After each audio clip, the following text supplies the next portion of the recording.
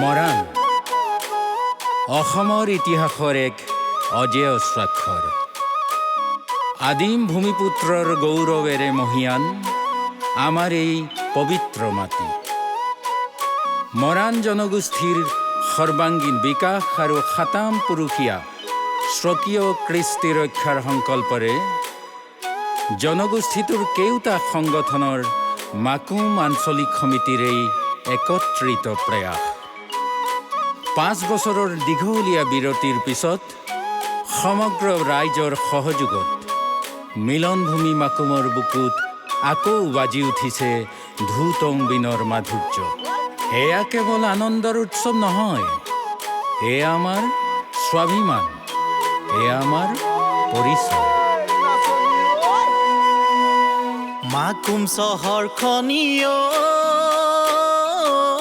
দেহি আজি সোনো দুলি ঐ মুদুলি।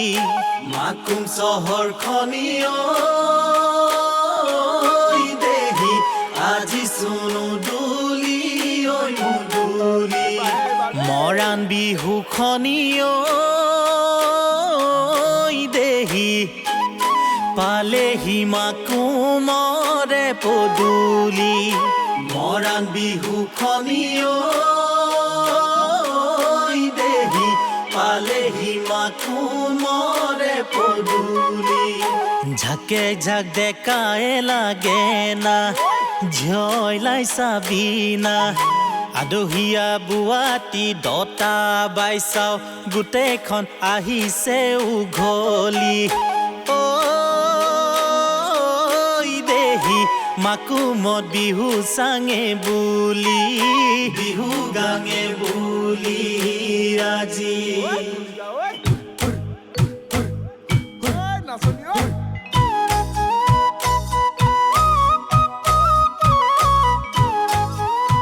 বিহু নাচ, কোলাবুঢ়ী নাচ, জজা নাচ আৰু ৰণুৱা নাচৰ পৰা গছতলৰ বিহু আৰু ৰাতি বিহু, ধৰ্ম হুঁচৰিৰ আধ্যাত্মিকতাৰ পৰা ধুতং আৰু বীণৰ ছন্দলৈ প্ৰতিটো খোজতে জিলিকি আছে আমাৰ পুৰুষানুক্ৰমিক অমৃত সুধা।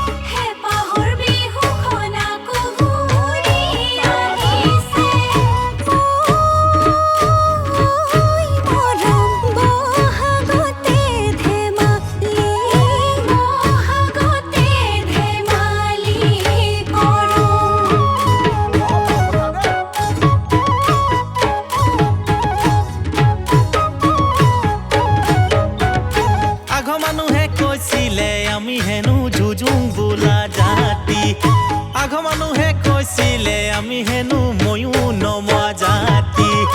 আঘ মানুহে কৈছিলে আমি হেনো যুঁজুং বোলা জাতি। আঘ মানুহে কৈছিলে আমি হেনো ময়ো নমোৱা জাতি। আমি হাতীগিৰি আমি মাটিগিৰি আমকে চামা